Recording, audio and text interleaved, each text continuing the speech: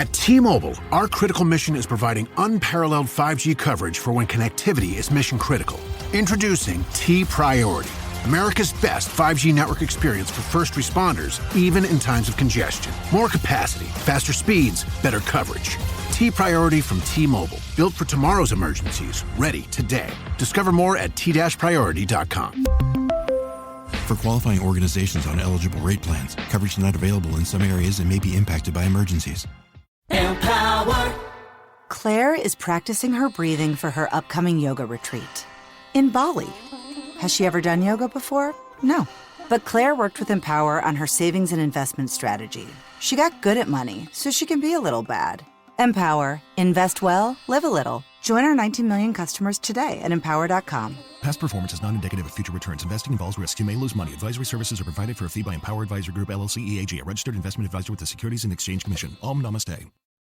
You found your person. Now let the Knot help you with everything else. The Knot connects you to the wedding inspo, vendors, venues, and planning tools you need to make your day totally you.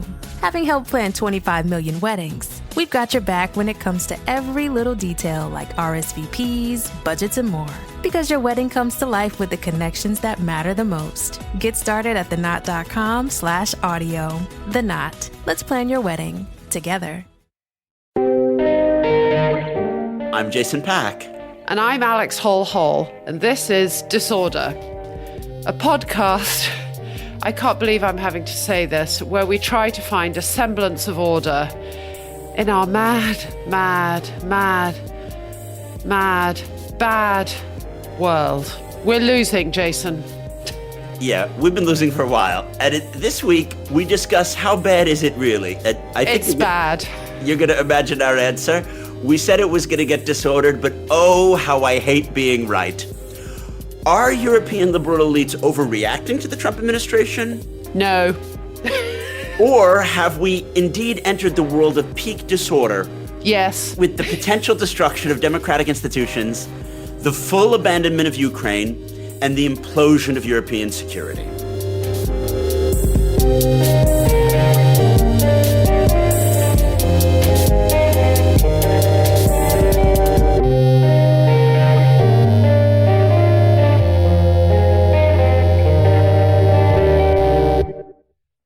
Very good introduction, Jason.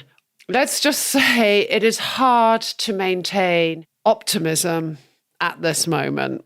I cannot recall a bleaker moment in my entire diplomatic career. I'm not going to say my lifetime, because when I was growing up, we had the threat of nuclear war hanging over us, and we had nuclear safety drills.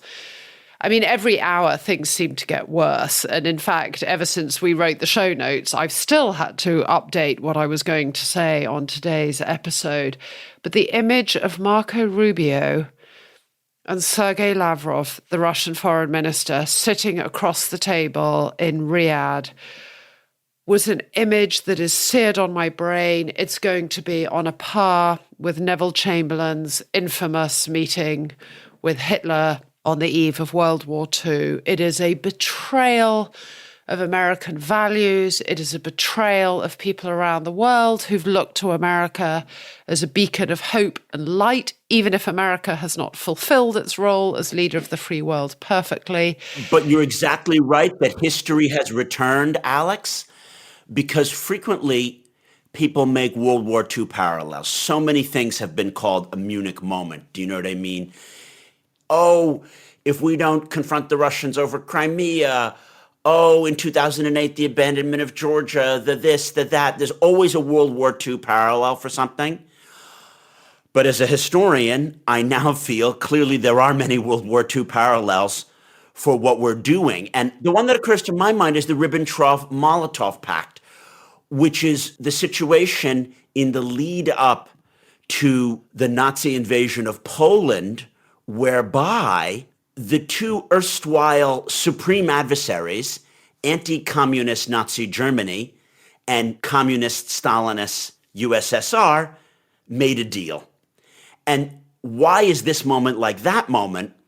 It had been traditionally, since 1919, that the US was the most anti-Soviet and anti-Russian of all the Western countries. In other words, this moment that America might make a deal with Putin behind the backs of his European allies goes so much against what McCainite and George W. Bush and even Obama America was, that's the historic moment that comes to my mind. It's the degree of the reversal.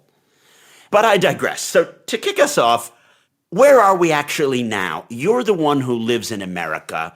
I think you're the one who's in a better position to assess how bad it is. I see things structurally and constitutionally. You might see them more practically. To my mind, the biggest issues are impoundment, OMB, and the haphazard gutting of the bureaucracy, which seems to confirm what we always thought, which is that Trump is about Project 2025, and the author of what's happening is Russell Vought. And we've spoken on the program about Susan Wiles and Musk, that maybe they're the number 2 and 3 in power in the administration, and that Vance is number 4. But maybe Vought is actually number 2. Maybe he's the visionary. Susan Wiles makes the trains run on time, and Musk is off on his own adventure. But that the real vision of the administration is this Project 2025. So I'm going to put a link in the show notes in Substack about an excellent Today Explained podcast about Russell Vought, about Project 2025. So Alex, do you see us as being in a genuine constitutional crisis? And how does that help you unpack where America is today? Yes, we are in a genuine constitutional crisis and a global security crisis. And even if you had asked me 2 weeks ago, or even a week ago, I might not have chosen such hyperbolic words. But now I think we have to call it for what it is. And one of the points I want to put out there is all of us who clung on to the hope that it wouldn't be quite so bad this time round, and immediately after the elections were saying, well, we're partly blaming the Democrats for allowing Trump to come back, and clinging on to the hope that there were national security hawks and sensible heads on the Republican side who wouldn't let it get as bad. We've all been proven wrong. It is bad. It's worse than we could remotely have imagined. The Republican Party has completely collapsed. None of them have the courage to stand up to Donald Trump. And the reason it's a constitutional crisis, it's not so much because of what they are ostensibly doing in reviewing how government money is spent, or how different agencies of government work, or whether the US should still be giving money in foreign aid. It's the way they are doing it and who they are targeting. They are scything through agencies, workforces, gutting institutions with absolutely no regard for Congress's role in setting the budget, legal protections in place for the workforce, and court orders insisting that they provide justification for what they are doing. That you cannot just fire people who occupy congressionally mandated positions. You can't just slash agencies that have had money appropriated to them by Congress. They are willfully smashing through the checks and balances that America's founding fathers built into the system to ensure that no one branch of government had too much power. Alex, you said you cannot just fire people and you cannot do this. The problem is, what if you do? I want to point out that we are in a constitutional crisis, and very few people understand how there are ways in which America is more like Britain in having an unwritten constitution, or a constitution that evolves even without there being amendments to that constitution. What do I mean? Precedents have happened from Nixon to now that have expanded presidential power. The give and take in our system has to do with what the courts or Congress do to push back and to assert the privileges that the Constitution gives them. The Constitution is not a dead document. And I want to call attention to another podcast with constitutional law professor Peter Shane, speaking with Galen Druk on the 538. And we're again going to put a link to this because I'm not a constitutional law professor, and hence I'm trying to consume as much information as I can about these topics. To my mind, the issue is we knew that they were going to take a hacksaw to the federal government. We knew that they were going to deliberately destroy and disorder, and that they don't care if eliminating USAID means that we have no policy towards Somalia, Lebanon, Syria. They don't care if we're not funding women's education in those places. They don't even care if the defunding of the FAA means that there's literally a plane crash every week now. We sit on a situation where a compliant Congress, and particularly the House, where these spending bills originate, have not shown that they want to push back.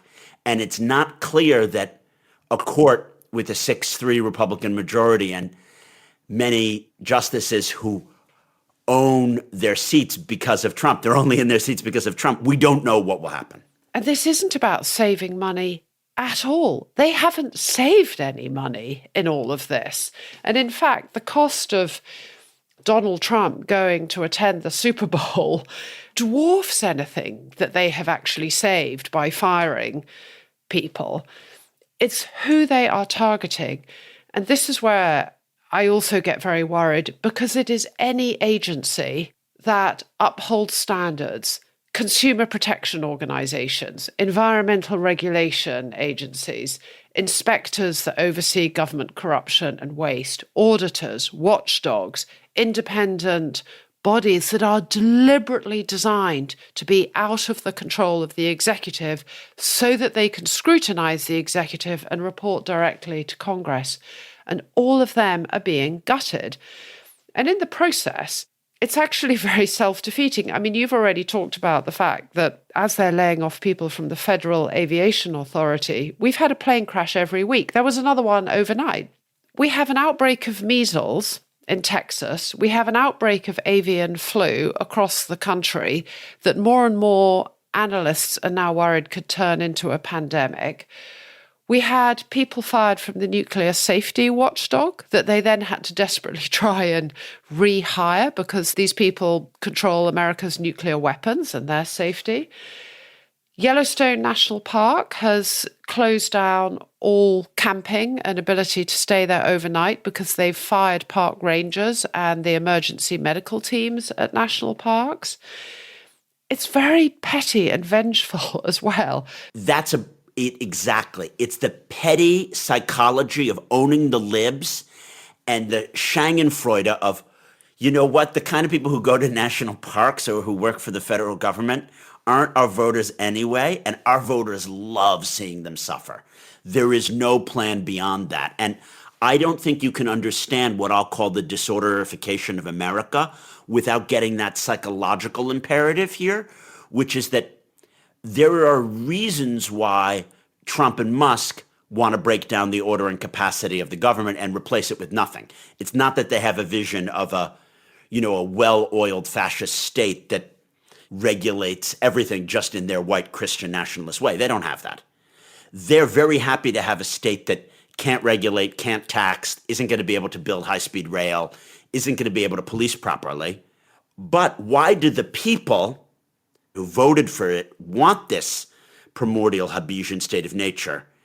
And I think that is only because they love the idea that it's mostly in their minds, and this is false, left-leaning or lesbian women or minorities who will suffer. Do you know what I mean? The minorities who are going to cower when their subsidies and their jobs are taken away.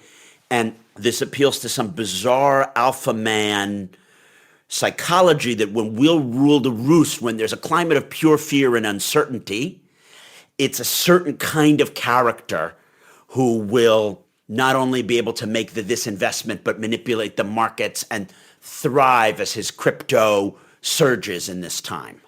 There's definitely that kind of alpha male philosophy behind it. But let me give you some examples of female issues and why this is really scary, because I also want to convey to listeners, This is actually really, really scary, some of what's happening. So example number one, when they froze all the funding for USAID, there was a pregnant USAID worker overseas who had a complicated situation and there was a risk of a miscarriage. And doctors advised that she be medevaced immediately back to the US because there weren't good enough facilities in the country where she was posted. And the Trump administration refused to pay for her medevac. And now it's too late. She started bleeding and hemorrhaging, and it's now not safe to move her. So she's now facing a life-threatening situation, all because of this decision not to let her come home. But they love babies and they love women, Alex. How is it possible? Another example, the state of Missouri, a legislator there has introduced legislation to monitor the pregnancies of women. That if you are pregnant, you must enter your pregnancy into a database. I mean, this is serious Handmaid's Tale territory. But before you jump in, let me give you, I think, the most egregious example of all. I mean, we know they've released all the January 6th criminals. The US government has been lobbying the Romanian government to drop its criminal charges against Andrew Tate and his brother, who are convicted of sex trafficking, abuse of women, abuse of minors. Andrew Tate, some of you may know, is a male influencer who encourages teenage boys like mine to treat women as sex objects who like a bit of rough. I mean, this is gratuitous and nasty. And so what I want to sort of convey here is it's vengeful, it's petty, it's self-defeating because they are gutting the institutions that keep Americans safe. And it is really, really scary. In my neighborhood, dozens of people have lost their jobs. Over 200,000 federal workers have been fired. Businesses are closing down. There is suddenly houses coming on the market, being put up for sale because people are having to sell their houses because they've lost their jobs. I was in a rally in downtown Washington, D.C. over the weekend, full of people campaigning, saying this is not democracy, we don't have kings. And the real sense of frustration was, where is Congress? And the chant that everyone was making is, where is Congress? Do your job. Where is Congress? Grow a spine. Because the overriding sense is this feeling of helplessness and disorientation. We're being hit in every direction. I mean, every day there's new executive orders, there's new preposterous, unimaginable things being proposed. And from Congress, nothing. Nothing. And that is what I think is most frightening of all. It's like these unimaginable things are happening day after day after day, and nothing is happening to stop it. Because of the sheer magnitude of the things that Trump is doing, from gutting USAID to destroying the NIH and hence tanking PubMed to potentially betraying the Ukrainians. There's so many things going on. It has a divide and conquer aspect because most people can't care about the rule of law as it applies to Eric Adams and his corruption case, while also thinking, oh, is this gutting of USAID bad for America? And then they don't realize, oh, it is, because the reason that we give this aid money in Africa and in the Islamic world is so that we can have influence to keep regimes in power who fight jihadism. And that the reason that we give this aid is that if there was no aid and no European aid, what do you know? Some of the regimes that are allied to us would fall and they would be replaced by Wahhabis. None of it is actually charity. And it's just like in one's own life, I might argue. Plato asserts that doing good is good for yourself. And this is really at the core of why I have a disorder podcast. I believe that a system of global order is one in which artists can produce their best art and innovators can invent the cure for cancer, and you and I can have happier family lives. And a disordered universe It's not just that we lose sleep over the crazy decisions.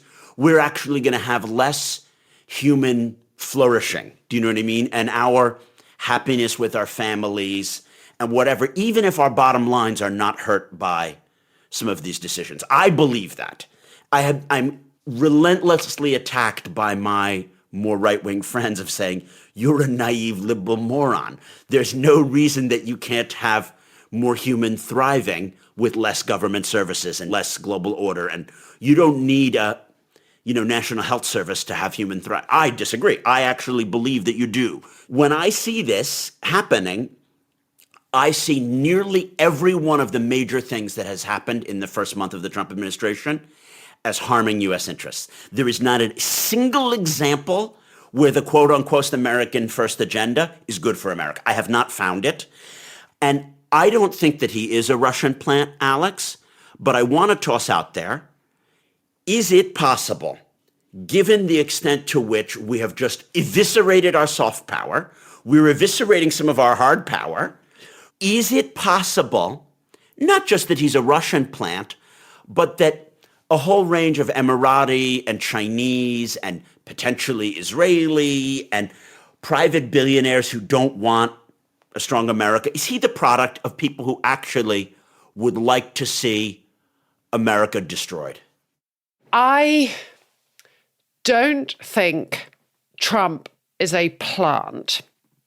I think he has a different mindset, and his mindset is more akin to autocratic rulers. He just is not a Democrat. He is an autocrat, or perhaps a mafia don. I think Mussolini thought his decisions were going to make Italy stronger.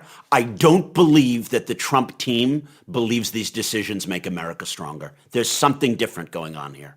Touching back on your alpha male, I think there is something in that the natural order of things has been turned upside down, that all these initiatives that were designed to help improve opportunity for women or people of color or of different backgrounds advance, they saw that as a sort of zero sum. Trump is very zero sum. If you're getting something, I must be losing something. So I think that is one thing, that there are angry white men out there, and I don't think we should dismiss that. I also think they believe in might is right. Like, I am richer, I am more powerful, I should get my way. They also have a total inability to empathize with people who are poorer or weaker or disadvantaged in any way. That's a slightly sort of Hitlerite, you're a lesser breed. And, I could imagine some of the people in Trump's orbit actually being quite sympathetic to the idea of eugenics. I remember Trump, he actually criticized his army chiefs for letting a wounded veteran sing the national anthem at some ceremonial occasion. He's like, why is he here? Why isn't he hidden out of sight? They are revulsed by it. So there are all these sort of psychological things going on. But I also think it's about great power politics. But what I also want to try and convey here is this sense of helplessness. I'm not the one who is directly hurt by this. The Palestinians, the Ukrainians, human rights activists, aid sufferers in Africa, people who've been helped by USAID, federal workers who've lost their jobs. There are people who are really suffering this in a very, very, very bad way. But I walk out of my front door, the world looks the same. I'm going through the motions of my usual day. Everything has changed. And I remember when Brexit happened, it was the first time in my diplomatic career where the conversation wasn't sort of what do we do in country X or country Y.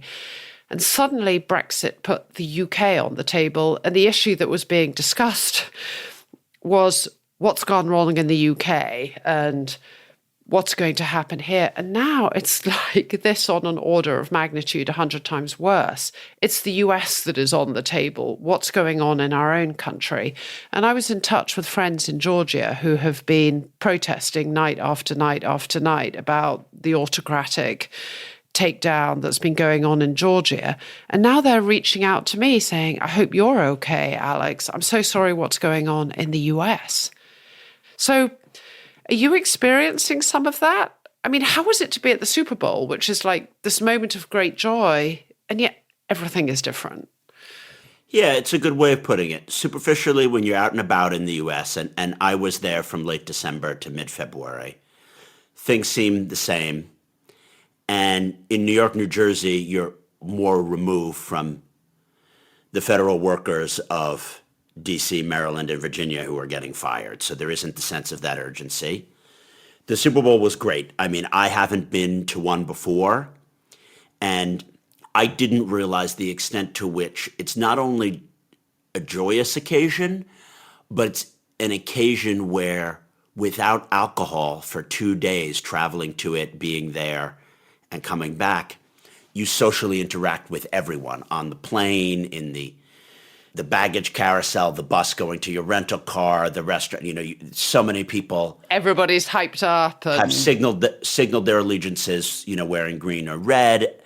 And because the game is so expensive to go to, I met absolutely fascinating and successful people from the Kansas City and greater Philadelphia areas who knew a tremendous amount about football, or who worked in a hedge fund, or who were lawyers, or who knew the owner, or who were a mother-daughter team, and this was the dream of the daughter. And it was very exciting. And what I wanted to say is that I did come away with a great respect for America.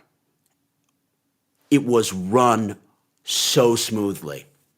Tom Brady was 5 feet from me when he was doing his Fox out and about in the French Quarter on Bourbon Street thing, and I saw him. We didn't need to get checked for guns. You could interact with them and take selfies. American fans don't need to be segregated into opposing clubs at the stadium the way that European soccer fans do. And most people were having fun and doing the game without drinking. It couldn't be more different than the idea that the MAGA world and Americans are about the law of the jungle. There was so much civility in my interactions with Eagles and Chiefs fans over this 2-day festival. And then the fact that although the Chiefs were favored, the better team won. The Eagles dominated the game because they had the most dominant defense. And this is because football is meritocratic. The best team with the best game plan wins. And one game literally proved that they were the better team. It was a complete meritocracy. And that was incredibly inspiring. And I want to toss out that when Donald Trump appeared for less than 30 milliseconds on the in-stadium screens during the national anthem, more people booed than cheered. And the people who booed only booed because others cheered. This is my argument. People were not vindictive to boo the president the way Eagles fans boo the opposing team when they come on. No, they booed because a lot of people cheered. And therefore, because you didn't want to be cheering when Donald and Melania were on the screen, people booed. So it was a very, very inspiring time. And it reminds me what can possibly make America great. And that's what I'm going to call COGS. Keep America great still, which means don't gut our federal institutions, don't change the culture, don't change things. The point is, the things that are great about America were great under Biden, and we don't need to change them. Yeah, but I digress. You mention all of these crazy things that are happening. People aren't going to feel them because the average Trump voter is a plumber in Ohio or a farmer in Iowa. He's not immediately impacted, but people are going to be feeling these things by the midterms. And I am more and more a subscriber to my dad's theory, thanks Dad, which is that Trump is so disordering, whether or not he's a foreign plant, the inflation is going to come and the economic downturn is going to happen before the midterms. And hence the feedback loop is going to happen faster than we imagined. And I think it's critical to realize that some Trump supporters are going to feel the pinch when USAID is not buying the Iowan grain because we are massive grain exporters and we donate it to people who need it. And I wanted to ask you, how is Zella already feeling about all these changes? I think it's going to hurt MAGA voters sooner than we realize. You've already put the example of the fact that USAID ships millions of dollars worth of US farmers' products overseas. We're already beginning to see there's sort of people posting snippets of letters from Trump supporters saying, when you said you were going to cut back the federal workforce, I really supported you. But now I've lost my job. I mean, I've actually seen that posted. I've also seen someone saying, I was fully in favor of you deporting these immigrants, but now my neighbor has been seized. You are already beginning to see that. You've already seen people being a bit worried about flying. You've seen a measles outbreak in Texas. I do think people are going to put these things together. And the price of eggs has absolutely shot up. Inflation is already going up. Businesses are very worried. You're going to have people hiding who worry about being deported. That means when the planting season comes around and when the harvest season comes around, they're not going to be the workers to harvest these products. So I think we're going to see this disruption much earlier on. And in answer to your question about Zella is one of those who's already been affected. And she's really struggling to work this out because her son-in-law has been laid off. He worked as a park ranger. He's a sort of good old hunting, shooting, fishing type. And he worked as a park ranger and he's been laid off. And her husband is a military veteran, and they have slashed staff at the Department for Veterans Affairs, and he didn't get his payment last week. And she's a community nurse, and already funding has been cut for some community health centres in remote areas, and some have already started closing down. She's still got her job, but it's suddenly like, I didn't quite vote for this. They're not blaming Trump, however. They're blaming Elon Musk. Interesting. So the person who is being blamed for this is Elon Musk. Right, that the Doge has gone too far because they're the Bannonite wing rather than the Musk wing of the party. Yeah. So I think that is going to play out. And we've seen the fact that Bannon and Musk have already fallen out over immigration. And there was another spat between them, a public spat between them about some other issue. So I do think that strain between the MAGA wing and the Musk wing is going to play out. And that really brings to a head how Nosaj feels differently than Zelalala, because Nosaj, sitting over in Budapest, is in the Musk wing of the party. Yeah. So there's been huge celebrations. He's always wanted to own the libs. He wants to fuck the system. There's nothing that he and his Orban-supporting Hungarian-American Trump-voting friends love more than seeing tree-hugging, PhD-holding lefty lesbians lose their job. And the reason why this thrills him so much is he's not policy-driven. If a given policy is going to make homosexuals or Jews or NGO workers have terror, he enjoys the feeling of that. And sitting in Budapest, he feels very connected to his Hungarian-American family in Michigan because he looks at people in Virginia and Maryland as global elites. He doesn't care that he might make more money than them, but their education level makes them global elites to him. So it fills him with pure joy that this disorder that Orban first brought to Hungary and attacked the Soros supporters and attacked the liberal elite lawyers is now being brought to bear to crush the same college-educated and graduate women that he's always thought should be back in the kitchen. All right, I think we need to move on. I have one quick question for you, and then I think we should take a little bit of time on the international elements. So we've seen that the Republicans are largely going along with it. Friends of mine who move in Republican circles tell me that in private, a lot of Republican members of Congress privately are pretty unhappy about what's going on or uneasy about it, but they are just too scared to speak out. What about the Democrats?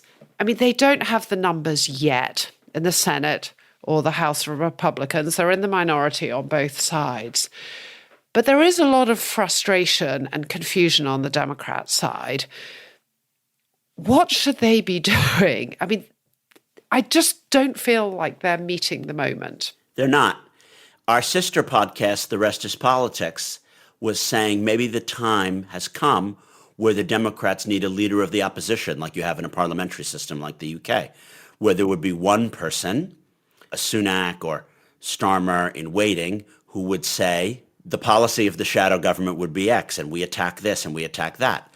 I'd like to see that be Adam Schiff or Buttigieg or maybe Gretchen Whitmer, but it should be someone anointed, not just the DNC chair, because the DNC chair is usually a functionary, and it's a position that most Americans can't name. We need a major public figure who is out there, and that is the person who's not just on MSNBC, but is on Fox and is giving speeches and is using the bully pulpit, probably their position in the Senate or whatever, to make these speeches. And I don't blame the Dems for not being ready for it now, but they better get it together. I personally think that Adam Schiff or Pete Buttigieg would be very, very good, and that it doesn't matter that our American system doesn't have a leader of the opposition technically. They could just say, Adam Schiff is our guy. He's not going to be running for president. It's critical for it to be someone who's not going to be running for president in the next cycle, and that's why I like this idea of it being Adam Schiff. But he's going to be the person who's just always going to be on Bill Maher and going out on Fox and attacking stuff on Twitter and making the case in as humorous and as attention-seeking a way for why the Trump policies are not only batshit, but the key thing is that they harm America. Every one of these policies, and I don't hear this enough in the media, in the op-ed sphere. You know, I've always had a problem with Thomas Friedman, but I really am finding it disgusting, a lot of liberal-leaning Jews who say, oh, maybe there is something to what Trump is saying on the Gaza. And of course, you can't just deport these people, but the current thing is a gridlock and we need to get this moving. And maybe this threat will help, you know, get the Arab countries to help whatever. And I'm like, oh my God, you know, shoot me now. That's so, anyone who does any degree of what I call being Trump curious, and I encounter this with Democratic voting people on the Gaza issue on the one hand and on the trans issue on the other. So I'm talking about people who are wanting to have higher taxes. They want a national health service-like thing. They, you know, believe in every sort of women's rights and whatever, but they're Trump curious. Oh, I'm just Trump curious over, for example, wanting to smash the Iranians, or I'm just Trump curious over transgender. I have absolutely no patience for these people. And I want someone like Adam Schiff as the leader of the opposition explaining and pounding those arguments why the things that might seemingly appeal about the Trump thing, like I want someone just attacking that everything about the Trump policies isn't even curing what they claim the underlying disease is. So it needs to be something that it's when people feel it viscerally. You need a coherent message, you need coherent leadership, and you need a narrative. This is not right. This is not American. It's not in American interests. It's hurting us in these ways. It's hurting you in these ways. This is not what was promised on the campaign trail. Donald Trump won the election, but this is not what you voted for. And you did not vote for Elon Musk. You did not vote for all these things to happen. And somebody needs to be giving that message loud and clear. I personally believe we should be advocating for national strikes and boycotts and marches, and members of Congress should be shouting from the rooftops about this. I think this is a constitutional crisis. I would like us to go to the break, and when we're going to come back, we're going to talk about how this rolling clusterfuck is affecting the international scene. And I'm wondering if something could get so far on the international scene that it may boomerang back and cause that impetus for the kind of popular action that you're talking about. See everyone after the break.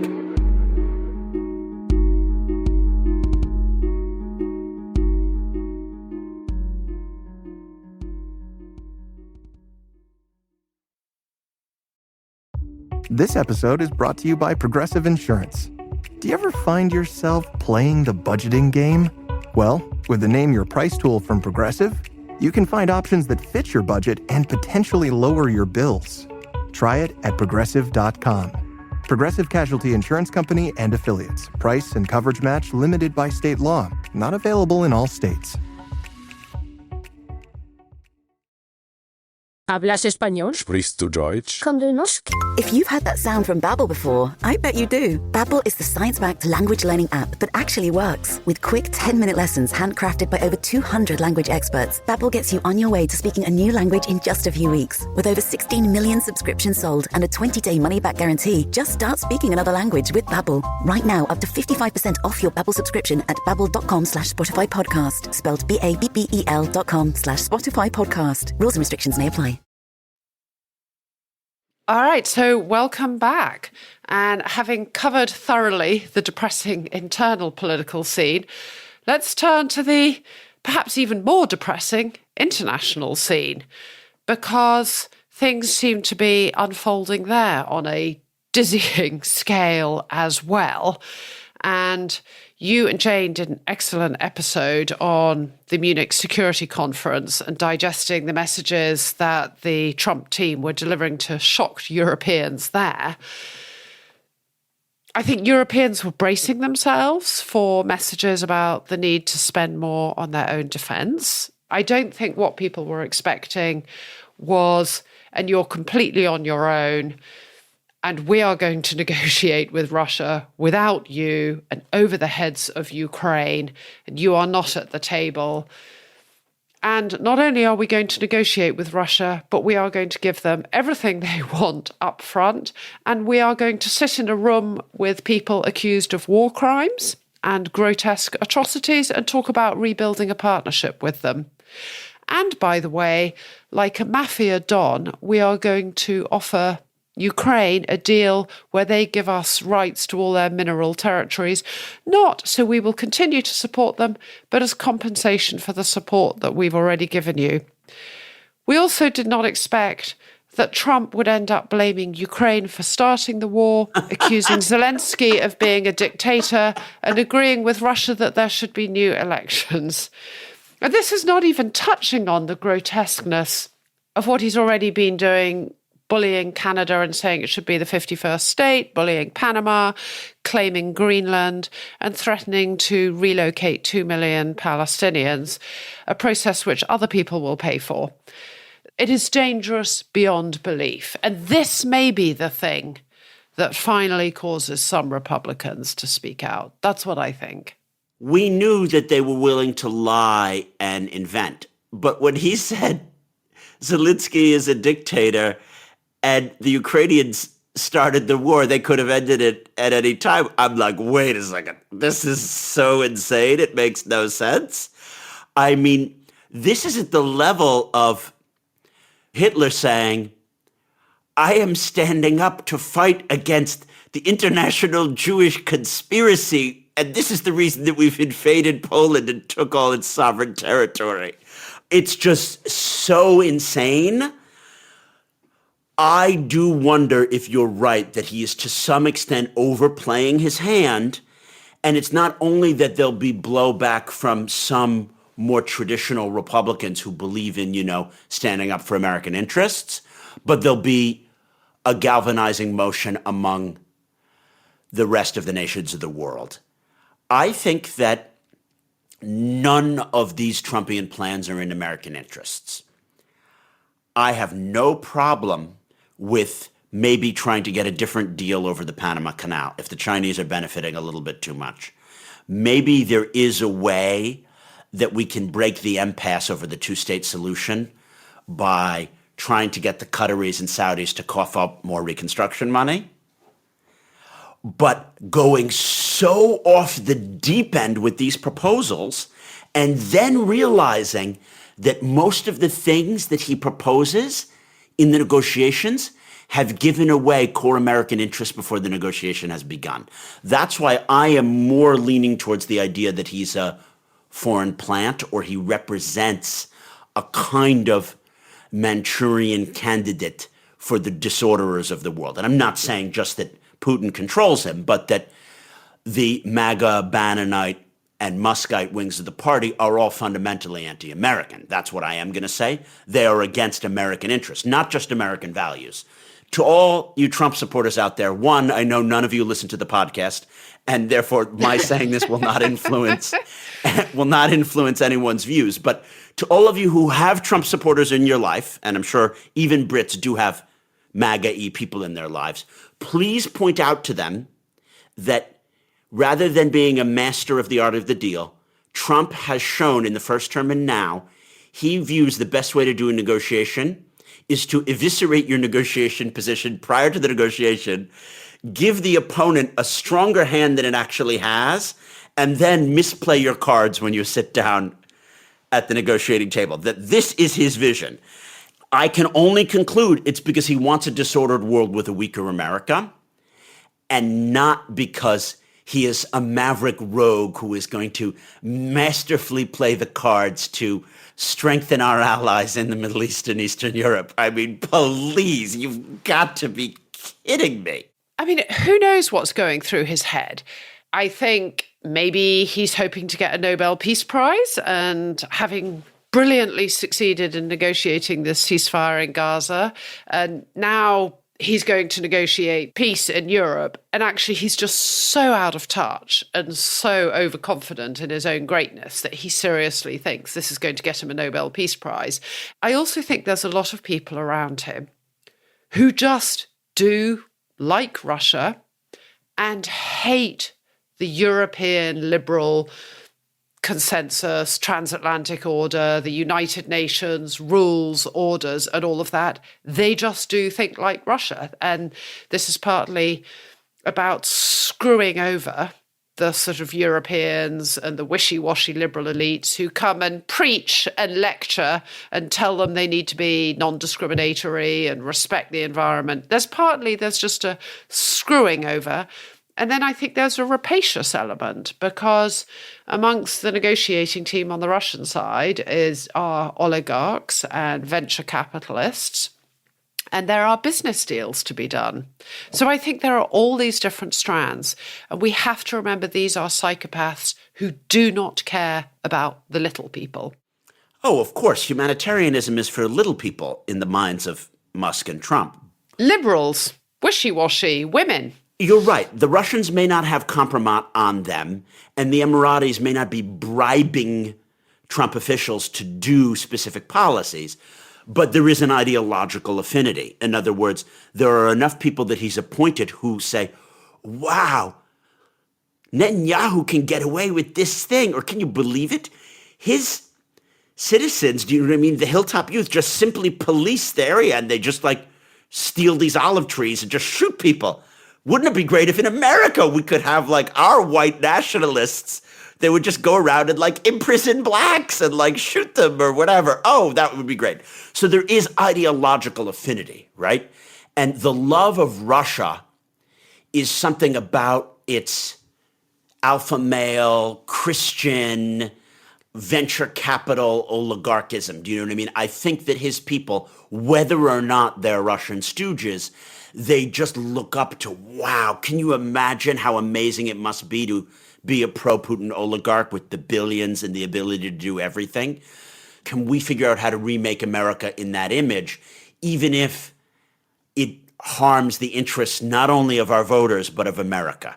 That, to me, is key about what neo-populism is. I don't think they think in their own minds they are making America weak again. They saw America as being weak because all these systems of alliances were tying America down, and those were making America weak. The requirement to obey. It's exactly the opposite.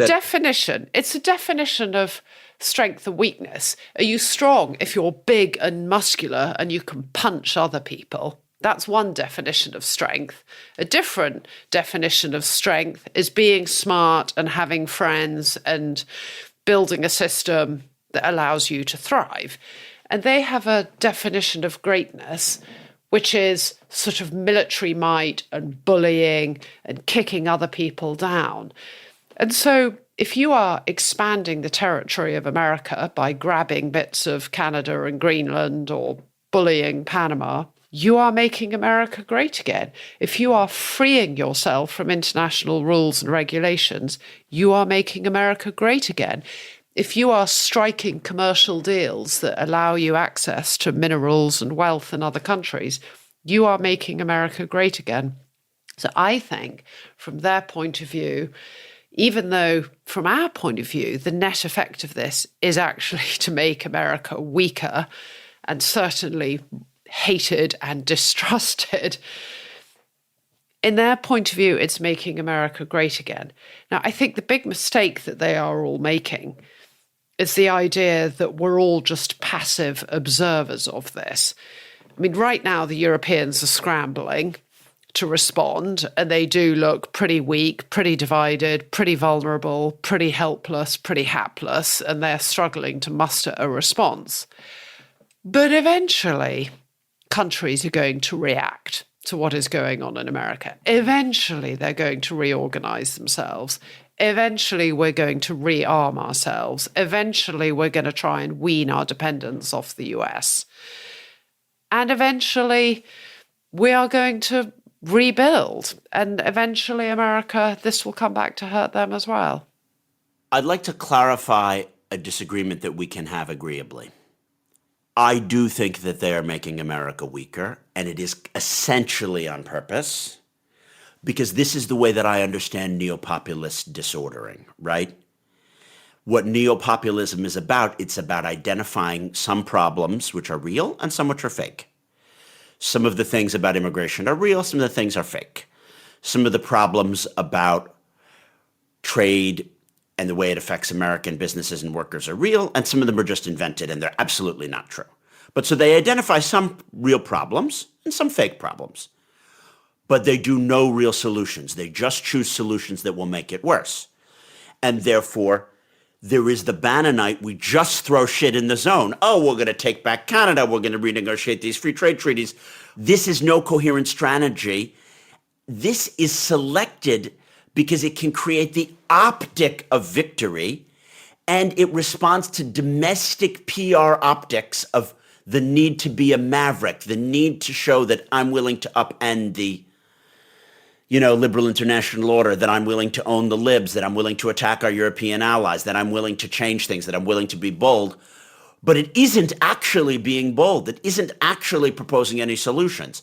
That's the neo-populism of it. That's the disorder, is that Brexit and Trump, like Orban before them, just exacerbate the problems that they claim to solve. And that if he gets everything that he wants in the negotiations with Russia over Ukraine, there will be a greater threat in 2 or 3 years' time of an expanded war in Eastern Europe. There will not be peace. If he gets everything that he wants, which is not feasible, let's say that some Palestinians get kicked out of their homes and there's some change and like the Jordanian monarchy collapses because it's seen to go along with this.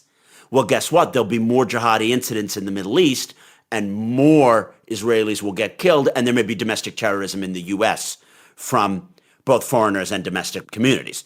So my argument is that everything, if you investigate it, is not a solution. So I'm not sure we really disagree with each other in the way that you think. I completely agree with you that everything that is actually happening is making America weaker again. I just think that some of them in their heads believe they are making America greater again. Sure. They bought into the Kool-Aid. They've drunk in the MAGA Kool-Aid. One of the things that I learned from studying Gaddafi is that as crazy as his green book was, the old man believed it. He believed that he could create a society of no renters, only owners. Lijani fi kulli makani. Committees everywhere. Everything should be governed by committees. And of course, Libya was a complete dictatorship where there were not committees that had any power. But the old man believed, I have democracy. We're governed by committees. So it's not a surprising phenomenon that an ideologue And those around him believed in the complete Kool-Aid that they're selling.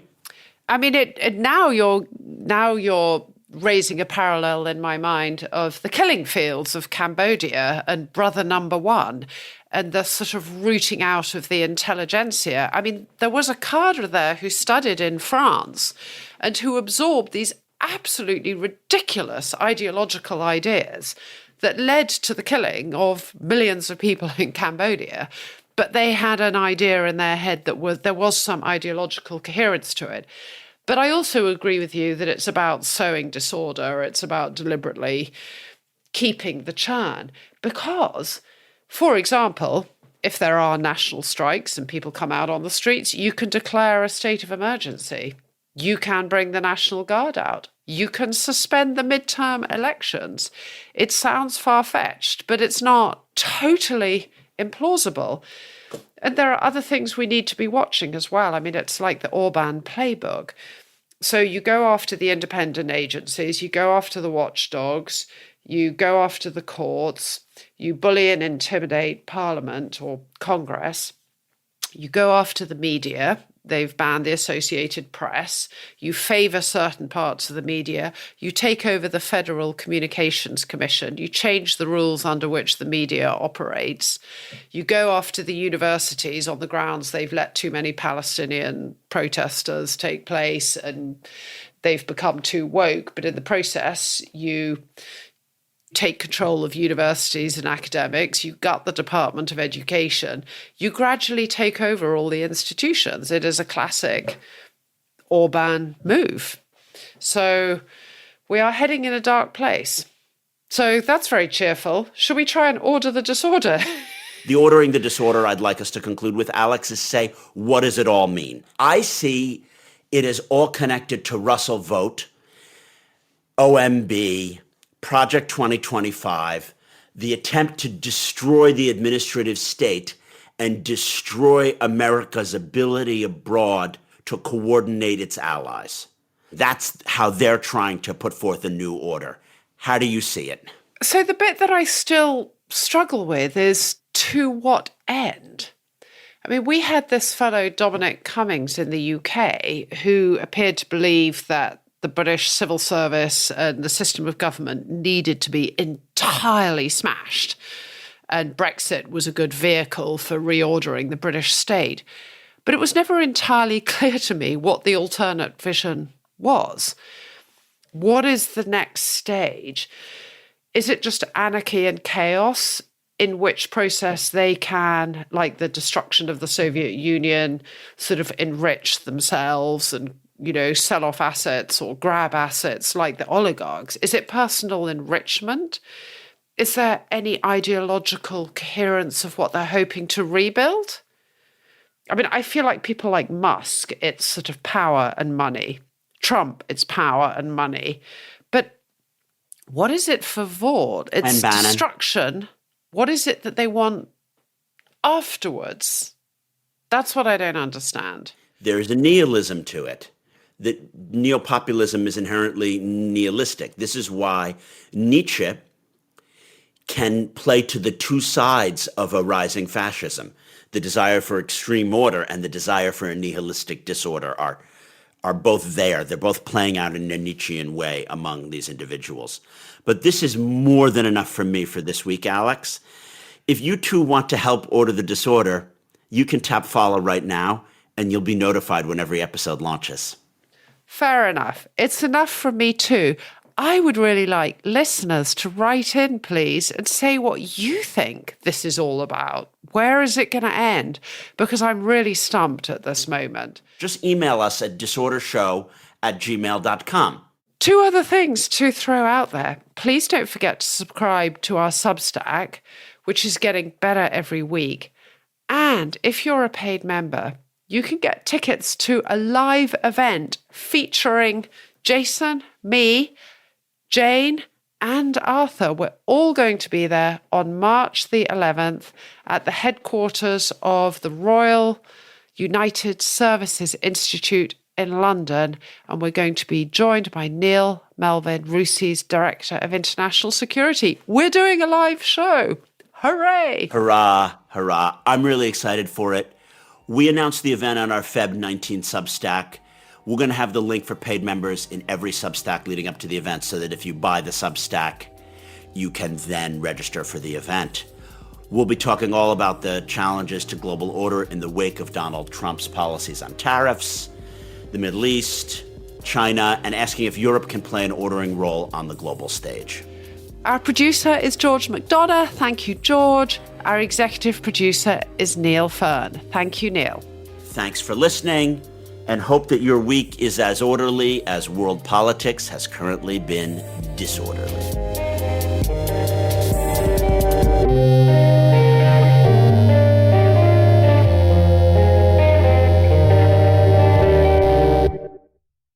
Hi there, I'm Al Murray, co-host of We Have Ways of Making You Talk, the world's premier Second World War history podcast from Goalhanger. And I'm James Holland, best-selling World War II historian, and together we tell the best stories from the war. This time, we're doing a deep dive into the last major attack by the Nazis on the West, the Battle of the Bulge. And what's so fascinating about this story is we've been able to show how quite a lot of the popular history about this battle is kind of the wrong way round, isn't it, Jim? The whole thing is a disaster from the start.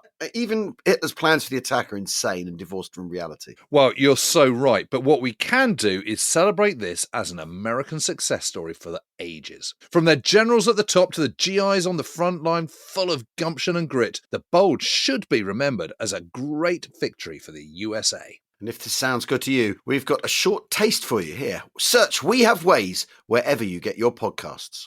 Thanks. Yeah. Anyway, so who is Obersturmbannführer Joachim Peiper? But I see his jaunty hat and I just think... and his SS skull and crossbones. Well, and I see his reputation and I think, well, you know, you might be a handsome devil, but the emphasis is on the devil bit rather than the handsome. Yeah. Anyway, be that as may, he's 29 years old, and he's got a very interesting career, really, because he comes from a pretty right-wing family, let's face it. He's joined the SS at a pretty early stage. He's very into National Socialism. He's also been Himmler's adjutant. Yeah. He took a little bit of time off in the summer of 1940 to go and fight with the 1st Waffen-SS Panzer Division. Yeah. Did pretty well. Went back to being Himmler's adjutant. Then went off and commanded troops in the Eastern Front. Rose up to be a pretty young regimental commander. I mean, there's not many people that age are an Obersturmbannführer, which is sort of colonel. Yes, you see, what must it have been like if Himmler's adjutant turns up and he's been posted to you as an officer? Do you think, well, he only got that job because of his connections?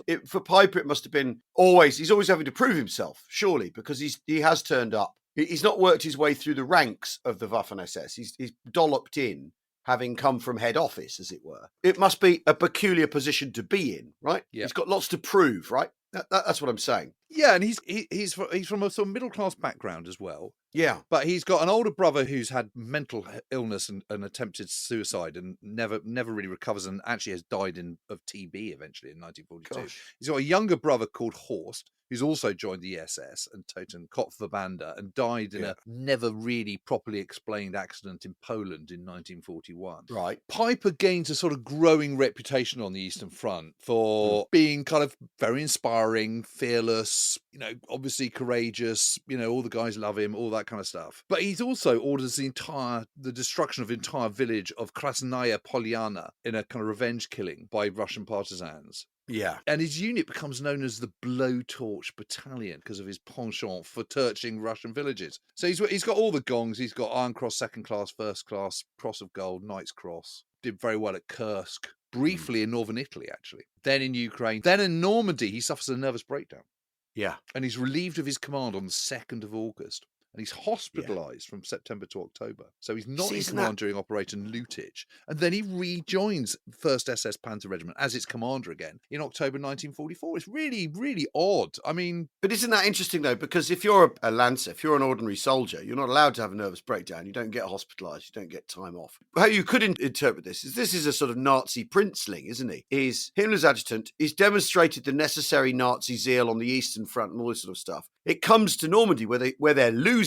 Why else would he have a nervous breakdown? He's shown all the zeal and application in the Nazi manner up to this point, and they're losing, and because he's a knob, because he's well connected, he gets to be hospitalized if he has a nervous breakdown. He isn't told, like an ordinary German soldier, there's no such thing as combat fatigue, mate, go back to work. Yes, and it's a nervous breakdown, not combat fatigue. Well, yes, of course. But What's the one difference? SS soldier said of him, Piper was the most dynamic man I ever met. He just got things done. Yeah. You get this image I have of him of having this kind of sort of slightly manic energy. Yeah. Kind of, he's virulently National Socialist. He's got this great reputation. He's damned if anyone's going to tarnish it. He's a driver, all those things. He's trying to make the will triumph, isn't he? He's working towards the Führer. He's imbued with, he knows what's expected of him, extreme violence and cruelty and pushing his men on. I mean, he's the Führer principle writ large, isn't he, as an SS officer? Which is why cruelty and extreme violence are bundled in to wherever he goes, basically.